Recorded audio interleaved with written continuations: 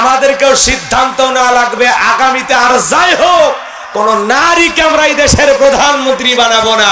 পৃথিবী কাঁপানো বড় বড় নেতা আছে, রাশিয়ার প্রেসিডেন্ট পুতিন, ভারতের দাদা, এরা যত বড় ক্ষমতাধর হোক, বাংলাদেশের একজন রিক্সা চালক, ভ্যান চালক, লোকটা যদি ইমানদার হয়, আজান দেওয়ার পরে মসজিদে গিয়ে যদি আল্লাহকে সিজদা দেয়, পৃথিবীর বড় বড় নেতাদের চাইতে ওই রিক্সা চালক, ভ্যান চালক ইমানদারের দাম আল্লাহর কাছে কম না বেশি? এদের ক্ষমতা পাইলেই লাভ দেওয়া যাবে, ক্ষমতা পাইলে যে বিশাল কিছু না, অত সহজ না।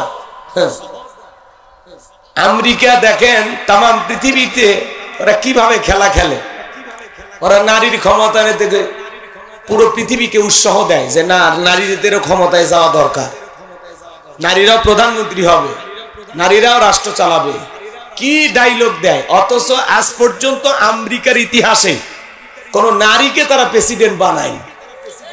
আমেরিকার 47তম প্রেসিডেন্ট হলো ডোনাল্ড ট্রাম্প, তার সাথেই লড়াই করেছিল, প্রতিদ্বন্দ্বিতা করেছিল কমলা হ্যারিস। কথা কয় না গো?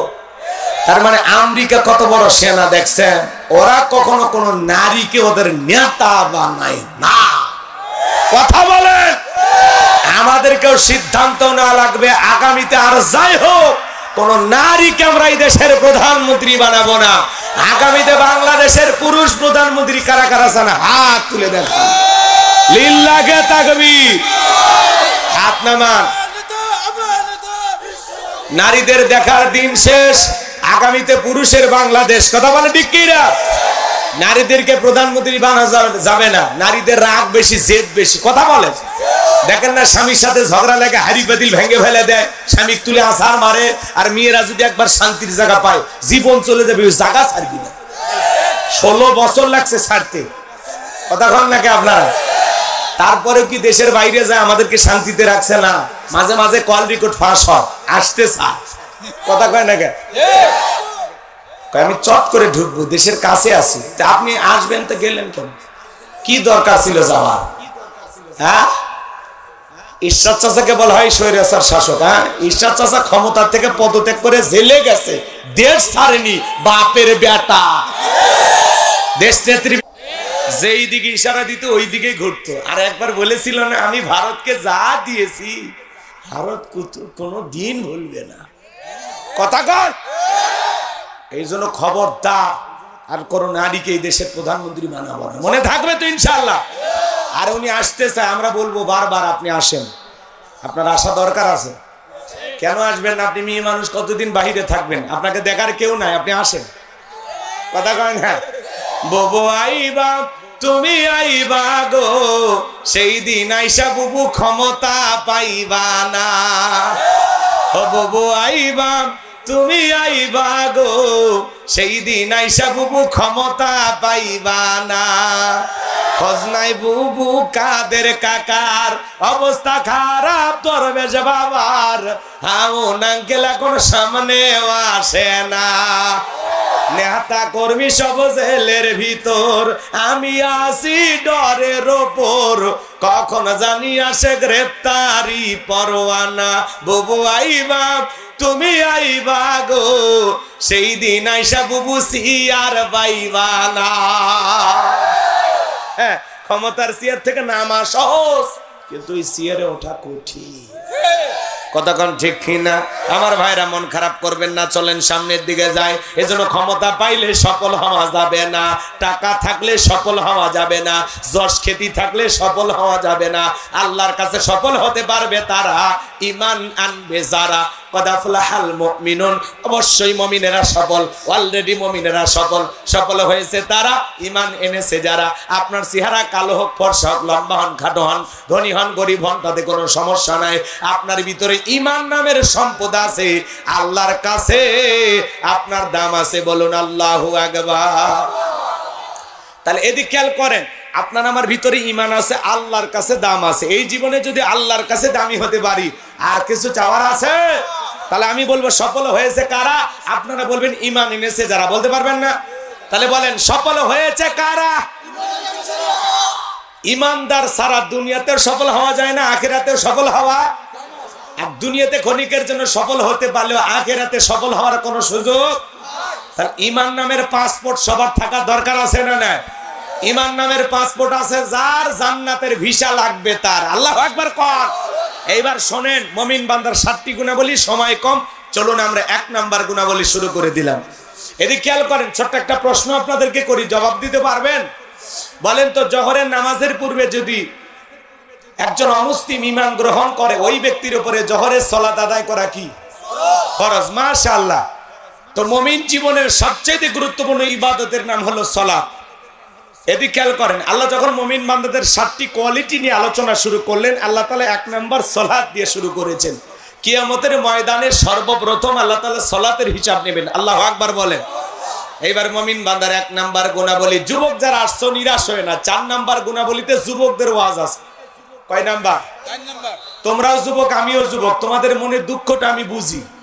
কথা কয় না? এ গাইবান্দার ভাইয়েরা কথা বলো না কেন? আমাদের বাড়ি গাইবান্ধা, আমরা খাঁটি আল্লাহর বান্দা, নাই মনে খারাপ ধান্দা, মনের মধ্যে একটাই ধান্দা, খালি জান্নাত পাওয়ার ধান্দা। হ্যাঁ, নারীর ধান্দা নাই, ক্ষমতার ধান্দা নাই, টাকার ধান্দা নাই, ধান্দা কিসের?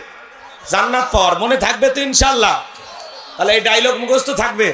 আমাদের বাড়ি গাইবান্ধা, আমরা খাঁটি আল্লাহর বান্দা, নাই মনে খারাপ ধান্দা, মনের মধ্যে একটাই ধান্দা, জান্নাত পাওয়ার ধান্দা। মনে থাকবে তো ইনশাআল্লাহ? আল্লাহ কবুল করুন, জোরে বলুন আমিন। সম্মানিত ভাইয়েরা আমার, মুমিন বান্দার 1 নাম্বার গুণাবলী, আল্লাহ তাআলা বলেন আল্লাযীনা হুম ফি সালাতিহিম খাশিউন।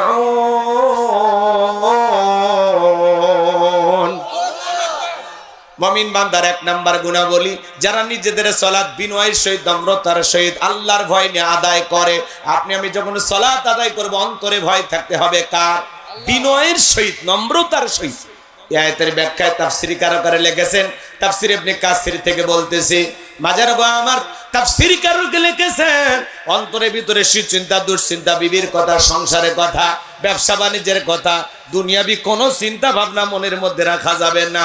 দুনিয়াবি সব চিন্তা ভাবনা মসজিদের বাইরে রেখে টেনশন মুক্ত হৃদয় নিয়ে আল্লাহ রাব্বুল আলামিনকে সিজদা দেওয়ার জন্য মসজিদে প্রবেশ করতে হবে। আপনি আমি যখন মসজিদে প্রবেশ করব, অন্তরে ভয় থাকবে একমাত্র কার? ইয়া আইয়ুহাল্লাযীনা আমানু তাকুল্লাহ, হে ঈমানদারগণ, আমি আল্লাহকে ভয় করো, হাক্কা তুকাতিহি, ভয় করার মতো ভয় করো। আল্লাহু আকবার বলেন। কিভাবে সালাত আদায় করবেন? আম্মা জান আয়েশা ডেকে বলেন, নবীজি এত লম্বা সময় ধরে নামাজের ভিতরে দাঁড়িয়ে থাকতেন, আমি মাঝে মাঝে তাকায় দেখতাম নবীজির পা মোবারক ফুলে উঠতো। বলেন আল্লাহু আকবার। আম্মা জান আয়েশা আরো ডেকে বলেন, নবীজি এত লম্বা সময় ধরে রুকু করতেন, সিজদা করতেন, মাঝে মাঝে মনে হয় নবীজি আর কোনোদিন সিজদা থেকে মাথা উঠাবেন না। আম্মা জান আয়েশা একদিন তাকায় দেখেন নবীজি কাঁদতে কাঁদতে সিজদার জায়গাটা পর্যন্ত ভিজে গেছে। জিজ্ঞাসা করলেন, নবী গো, কেন এত কান্না করেন? বিশ্ব নবী ডেকে বলে, আয়েশা, আমি তো আমার জন্য কাঁদি না, আমি কাঁদি আমার গুনাহগার উম্মতের জন্য। আল্লাহর কাছে কেঁদে কেঁদে বলি, আল্লাহ, আমার গুনাহগার উম্মতের গুনাহগুলো মাফ করে দাও, আমার গুনাহগার উম্মতকে ওই কঠিন জাহান্নামের আগুন থেকে মুক্তি দাও। জোরে বলেন আমিন। নবী যদি আপনার আমার গুনাহ মাফের আশা আল্লাহর কাছে দোয়া করেন, আমরা হলাম মূল ভিকটিম, বললাম আসামি, মূল অপরাধী। তাহলে বলেন তো বাজান, নিজেদের গুনাহ মাফের জন্য আল্লাহ তাআলার কাছে দোয়া করা দরকার আছে না না? এদিক খেয়াল করেন, 5 ওয়াক্ত সালাত নফল না ফরজ? একটু জোরে বলেন। এটা তো আদায় করাই লাগবে, এটা রবের বাধ্যতামূলক অর্ডার। কথা বলেন ঠিক কি না? নামাজ আদায় করা লাগবে, এটা রবের বাধ্যতামূলক অর্ডার। নিজেকে যদি মুমিন দাবি করেন, আপনার আমার জীবনের সব ইবাদত হবে কার জন্য? বলিন্না সালাতি ওয়া নুসুকি ওয়া মাহইয়ায়া ওয়া মামাতি লিল্লাহি রাব্বিল আলামিন। সূরা আনআম আয়াত নাম্বার 162। আল্লাহ রাব্বুল আলামিন জানিয়ে দিলেন, নবীজি আপনি বলুন, আমার নামাজ, আমার কুরবানি, আমার জীবন, আমার মরণ লিল্লাহি রাব্বিল আলামিন, আসমান জমিনের প্রতিপালকের জন্য। তাহলে মুমিন জীবনের সব ইবাদত হবে একমাত্র আল্লাহ তাআলাকে রাজি খুশি করার জন্য। কথা বলেন ঠিক কি না? এদিক কবির মনোযোগ দিয়ে কথাগুলো বোঝার চেষ্টা করবেন। 5 ওয়াক্ত সালাত আদায় করা লাগবে, এটা রবের বাধ্যতামূলক অর্ডার। পাশাপাশি রাত্রি জাগরণ করে গভীর নিশিতে রাতের 1টা 2টা 3টার দিকে ওইটা বিবির ভালোবাসা ত্যাগ কইরা, আরামের বিছানা ত্যাগ কইরা, ঠান্ডা পানিতে ওযু বানায়া তাহাজ্জুদের জায়নামাজে দাঁড়িয়ে যাবে যারা, আল্লাহর প্রিয় গোলাম হতে পারবে তারা। আল্লাহু আকবার। এইজন্য আল্লাহ বলেন ওয়াল্লাযীনা ইয়াবিতুনা লিরাব্বিহিম সুজদান ওয়া কিয়ামা। সূরা ফুরকানের ভিতরে আল্লাহ পাক জানিয়ে দিলেন, যারা রাত্রি জাগরণ করে, আমি আল্লাহকে সিজদা দেয়, আমি আল্লাহর জন্য দ্বন্দ্বায়মান হয়ে যায়, গভীর নিশিতে বিবির ভালোবাসা ত্যাগ করে, আরামের বিছানা ত্যাগ করে, ঠান্ডা পানি দিয়া ওযু বানায় রাতের 1টা 2টা 3টার দিকে যায় নামাজে দাঁড়ায় গেলেন। এই নামাজ দুনিয়ার কাউকে দেখানোর জন্য নয়, এই নামাজ হলো একমাত্র আল্লাহকে পাওয়ার জন্য। যারা তাহাজ্জুদের সালাত আদায় করে আল্লাহ তাদের মর্যাদা বাড়িয়ে দেন। সুবহানাল্লাহ বলেন, আর একটু জোরে বলেন সুবহানাল্লাহ। এইজন্য বাজার নিয়মিত তাহাজ্জুদের সালাত আদায়।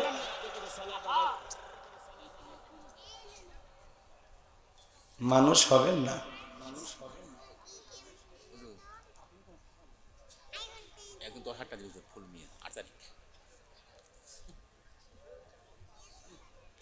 ওটাই তো বললাম, মানুষ হবেন না। চলেন দোয়া করে বাড়ি যাই। একটা ওয়াজের গতি আছে, গতি থামাইলে হবে না।